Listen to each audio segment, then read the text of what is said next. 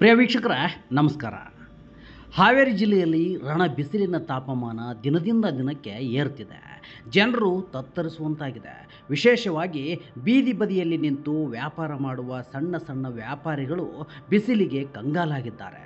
ಇಂತಹ ಸಮಯದಲ್ಲಿ ಹಾವೇರಿಯಲ್ಲಿ ನಡೆದ ಒಂದು ಮದುವೆ ಕಾರ್ಯಕ್ರಮ ಮಾನವೀಯತೆಗಾಗಿ ಮಾದರಿಯಾಗಿದೆ. ಮದುವೆ ಅಂದರೆ ಕೇವಲ ಸಂಭ್ರಮ, ಊಟ, ಮ್ಯೂಸಿಕ್ ಅಂತ ಅಲ್ಲ, ಸಮಾಜದ ಬಗ್ಗೆ ಕಾಳಜಿ ಇರಬೇಕು ಅನ್ನೋದನ್ನು ಇಲ್ಲಿ ಒಂದು ನವಜೋಡಿ ಸಾಬೀತುಪಡಿಸಿದೆ. ಹೌದು, ಹಾವೇರಿ ನಗರದ ಭಗತ್ ಸಿಂಗ್ ಕಾಲೇಜಿನ ಆವರಣದಲ್ಲಿ ನಡೆದ ಮದುವೆ ಇದಾಗಿದ್ದು, ಸತೀಶ್ ಮತ್ತು ಮಹಾರಾಣಿ ಎಂಬ ನವ ದಂಪತಿಗಳು ತಮ್ಮ ಜೀವನದ ಅತ್ಯಂತ ಸಂತಸದ ದಿನವನ್ನು ಸಮಾಜ ಸೇವೆಯ ಮೂಲಕ ವಿಶೇಷವನ್ನಾಗಿಸಿಕೊಂಡಿದ್ದಾರೆ. ಇತ್ತೀಚಿನ ದಿನಗಳಲ್ಲಿ ಹಾವೇರಿಯಲ್ಲಿ ಬಿಸಿಲಿನ ತಾಪಮಾನ ಭಾರೀ ಏರಿಕೆಯಾಗಿದೆ. ಮಧ್ಯಾಹ್ನ ವೇಳೆಗೆ ಹೊರಗೆ ನಿಲ್ಲೋದು ಕೂಡ ಕಷ್ಟ ಆಗುವಂತಹ ಪರಿಸ್ಥಿತಿ ನಿರ್ಮಾಣ ಆಗಿದೆ. ಈ ಬಿಸಿಲಿನ ತಾಪವನ್ನು ಸಹಿಸಿಕೊಂಡು ದಿನಪೂರ್ತಿ ರಸ್ತೆ ಬದಿಯಲ್ಲಿ ನಿಂತು ವ್ಯಾಪಾರ ಮಾಡುವ ಜನರ ಸ್ಥಿತಿ ಇನ್ನೂ ಕಷ್ಟಕರವಾಗಿರುತ್ತೆ.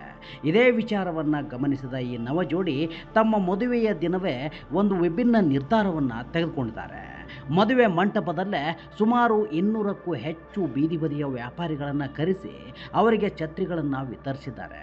ಬಿಸಿಲಿನಿಂದ ಬೇಸತ್ತಿದ್ದ ವ್ಯಾಪಾರಿಗಳು ಈ ಛತ್ರಿಗಳನ್ನು ಪಡೆದು ಸ್ವಲ್ಪವಾದರೂ ನೆರಳು ಸಿಕ್ಕಂತೆ ಉಸಿರೆಳೆದಿದ್ದಾರೆ. ಕೆಲವರು ಸಂತೋಷದಿಂದ ನವ ಜೋಡಿಗಳಿಗೆ ಆಶೀರ್ವಾದವನ್ನು ಕೂಡ ನೀಡಿದ್ದಾರೆ. ಈ ಬಿಸಿಲು ನೋಡಿದಾಗ ನಮಗೇ ತಡೆಯೋಕ್ಕಾಗ್ತಾ ಇಲ್ಲ, ಇನ್ನು ದಿನಪೂರ್ತಿ ಬಿಸಿಲಿನಲ್ಲಿ ನಿಂತು ಕೆಲಸ ಮಾಡುವ ಜನರ ಪರಿಸ್ಥಿತಿ ಹೇಗಾಗಿರಬೇಡ ಅಂತ ಅನ್ನಿಸ್ತು.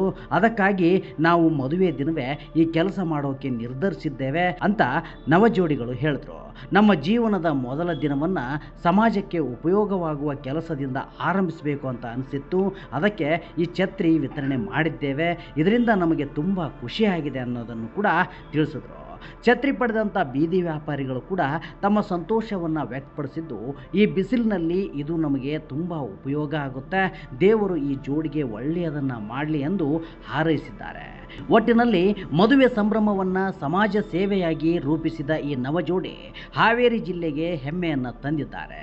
ಇಂತಹ ಮಾನವೀಯ ಕಾರ್ಯಗಳು ಇತರರಿಗೆ ಪ್ರೇರಣೆಯಾಗಲಿ ಅನ್ನೋದು ಎಲ್ಲರ ಆಶಯ ಕೂಡ. ರಣ ಬಿಸಿಲಿನ ಮಧ್ಯೆ ಮಾನವೀಯತೆಯ ಈ ನೆರಳು ಹಾವೇರಿಯಲ್ಲಿ ಎಲ್ಲರ ಮನವನ್ನು ಗೆದ್ದಿದೆ. ಶ್ರೀ ಕರ್ನಾಟಕ, ಹಾವೇರಿ.